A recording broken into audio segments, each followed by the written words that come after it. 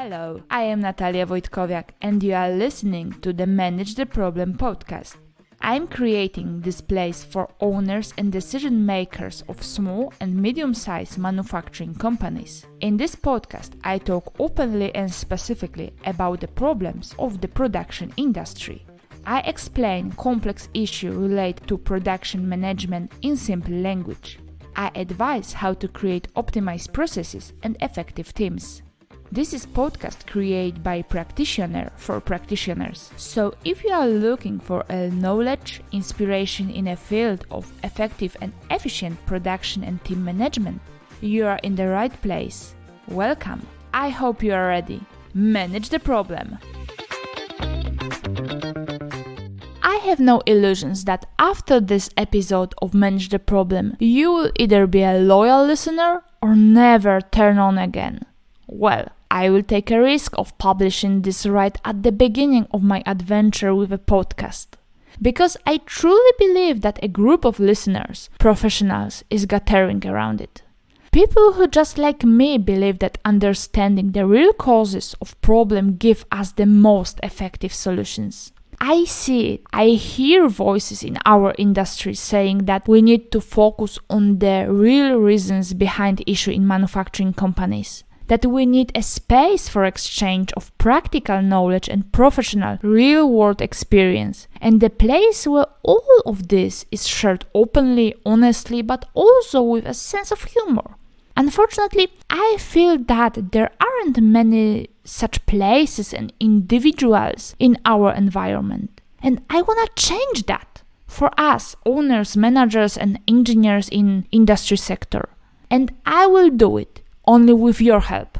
This podcast is created for owners, small and medium-sized production companies, managers in the industrial sector, and also engineers involved in the production and internal logistic processes. And today, in this place, you have to look in the mirror and admit that your attitude, knowledge, and decisions have a decisive impact on every aspect of the company. It is development and successes, as well as its problems and crises. I often have opportunity to talk to you, decision makers in the companies. And I have noticed that in the production where things aren't going well, the explanation is often it is the fault of our operators and leaders. Their mentality, they don't want to change. Or our employees are constantly changing and it's hard to manage them. Or it is a young company. There was no time for such topics. Even the company has around for 10-20 years. There is certainly some truth in this. However, on the other side of the coin, there is you, your vision, communication of strategy, problem management, and motivating people. And if you think about it carefully, everything starts with you. Unfortunately, often including the problems. And no, I am not here, guys, to point fingers and judge you. I want to help you. I want to think about what is the reason of your decision to be the beginning of the problems and crisis in your company and general in productions companies. The first problem and decision makers in company, especially owners and experienced managers, is the belief that they know best. Because they founded this company, brought it to where it is now, went through so much in life. Nothing surprised them. They know people and no one will teach them about production and the business. Experience and distance it brings are crucial. Unfortunately, when the distance is too big, certain situations, threats, and existing problems are no longer visible. The belief that I know better results in closing oneself off to new knowledge, different experience, and opposing opinions. This distance and blindness create aura of absence, increasibility, and the company's position often make it seem haughty. Some founders and managers interpreted this as charisma, self-respect, but that is mistaken interpretation. A leader who doesn't have a team behind them isn't a leader. A leader who doesn't set the right direction isn't a leader. To have a team behind you, you need this trust. Trust is built on attitude towards situations and people as well as knowledge. Pride goes before destruction, and we must remember. And it might seem like exaggerating. You might say, it's just owner, it's just manager. There are other people, the company's products bring us profit. One person can't destroy that. Yes, it is possible, very quickly and effectively. Ignoring this is ignorance because a closed mind means a lack of seeing opportunities, which affects the company's competitiveness in the market. Another reason I notice is a lack of development. You owners and managers reach a point in your careers where you stop. Sometimes it's due to professional burnout, which is either underdiagnosed or ignored. Other time it is the result of thinking that you know everything you need to know and you don't need to know more. There are situations where the lack of direction for further development and it is purpose in the reason.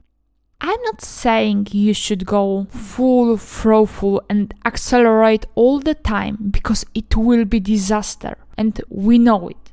I'm talking about being curious and inquisitive, demanding primarily from yourself, which is often difficult. Because if you expect your employees to learn new things and expand their responsibilities, you must do it yourself. And of course, it's very rewarding when the team members seek solutions and have interesting ideas on their own. However, I have experienced and noticed that rational and effective ideas more often come from below than from above structures in company. You might say Kaizen. I might say that it's excusing incompetence. The truth is somewhere between. The third reason is when managers don't build a team that collaborates and complements each other's competencies. This situation leads to one thing, guys: political games between managers and their departments. Instead of cooperation, complementing competencies, and securing the process from different sides areas, there is investigation into another department's mistakes, pushing responsibility, and prioritizing topics that aren't relevant. Guys, this atmosphere builds divisions and doesn't support cooperation and development. And I notice that is very common situation in company that called management staff, not management team. Language we use influence our reality. Managers must be aware that they also form a team, very strong and influential team. I think not enough is said and done about it. It may also result from the fact that founders and supervisors rarely see department managers as their team, but as individuals. This is evidence of how vision impacts the entry company. And I know very well that competition and politics between departments are very common in companies. But I have also seen companies where this wasn't a problem. And I'm far from saying that we all have to love each other at work. No. As one of my friends who was a manager once said, we can be friends at work as a bonus. Wise words, David. The fourth problem is closely related to the third point. Often managers don't create teams, they create their own careers. Of course, I would be hypocrite if I'm claiming that you need to be a purely altruistic at work. It would be a lie. But also said, there is no leader without a team, and I truly believe in it. In my experience, a good leader can be recognized by how he/she extract motivations, new skills from people, what kind of people he/she choose. Also, she/he is aware of the team's strengths and weaknesses. Extremely important also is how to appreciate a team member's success and deal with a problem. A leader is someone who achieves goals together with a team, not by their hands. In my experience, the win-win rule has always worked. The fifth problem is lack of proper soft skills on decision-making positions, and also the failure to develop these skills in owners.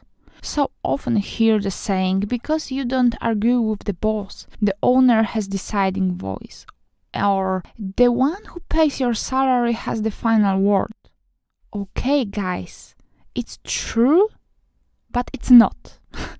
Perhaps one who pays would have more in bank account and had to pay less if she be able to listen and observe carefully. In many companies, problems linger in the air while solutions lie on the ground. Soft skills are ranged to abilities that allow maintaining discipline and direction without aggression, solving problems in correct way, and noticing problems before they grow. These are valuable skills, still less valued than technical skills. The end of the day, manager doesn't have to be a welding professor to have the best team of welders. My sixth and final observation is promotion and hiring the wrong people in decision-making position, and in the case of owners, often being an employee, sometimes even a slave of their own business due to lack of delegation skills, treat every topic as top priority and the lack of trust in abilities of others. I know, it's not groundbreaking observation, but these are facts everyone knows and no one says aloud. And these actions harm the company's image and financial losses. There is a repeated mistake in companies during a process of choosing and evaluating a manager's work. Often when a new manager is being promoted, current project and team needs aren't considered. Attention isn't given to whether, for example, the team needs a guide who will hold them together, direct them, care about good atmosphere and group development. Or maybe this team is so well knit that it doesn't need this type of leader, but rather an expert in a field who will support them with knowledge and experience. There is no creation of safety space where team members could assess their collaboration with the boss, and no one asked the right questions that could identify areas for improvement and show the manager's way of working and collaborating. Yet, in recent years, numerous reliable resources report that the most common reason for changing job is the boss. From my own experience, can I say that is true? See how much you lose. A specialist, maybe several, who knows your processes, can collaborate with other employees, has the knowledge and skills to add value your company and production, and they are leaving. And you take it as information rather than alarm that need checking. Maybe the problem is with you, maybe with your manager, maybe others has similar thoughts but haven't made a decision yet. There is a saying that a fish rots from a head. I agree with that, and examples from biology, politics and business confirm it. However, there is a ways to fix it and even prevent it. I invite you to listen the next episode of the Manage the Problem podcast. I will also be grateful for any substantive feedback, positive comments, and sharing this material with others in our industry. I want this podcast to be a value and interesting time for you. You can find me mainly on LinkedIn, but also on Instagram at Manage the Problem. Natalia Wojtkowiak.